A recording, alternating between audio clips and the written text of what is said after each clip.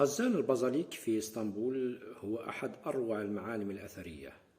هو عبارة عن خزان مياه تحت الأرض. تم بناؤه في القرن السادس الميلادي من قبل الإمبراطور البيزنطي جيستان الأول. يقع في منطقة السلطان أحمد تحت قصر توبكابي، وهو عبارة عن مبنى ضخم يبلغ 143 متر وعرضه 75 متر وعمقه 8 متر.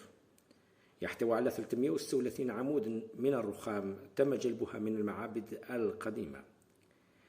كان خزان البازاليك مصدرا مهما للمياه المعدنية خلال العصور الوسطى،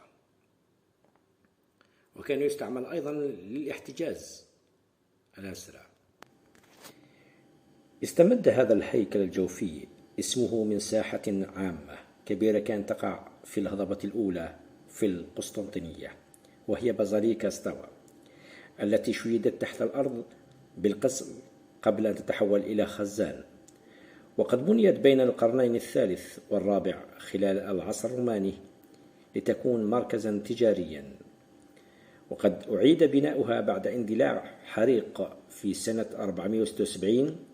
وقد أشارت النصوص القديمة إلى أن البازاليكا قد احتوت على الحدائق، وكانت الأعمدة تحيط بها، كما كانت موجهة نحو آيا صوفيا.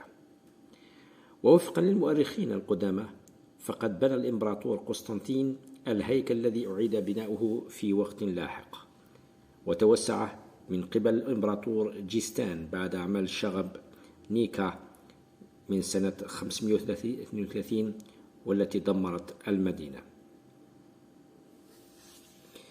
كان الخزان الأرضي هذا يحتوي نظام تقنية للمياه للقصر الكبير في القسطنطينية وغيره من المباني الأخرى الواقعة على التلة الأولى، واستمر في توفر المياه لقصر توبكابي بعد العهد العثماني سنة 1453 وحتى العصر الحديث.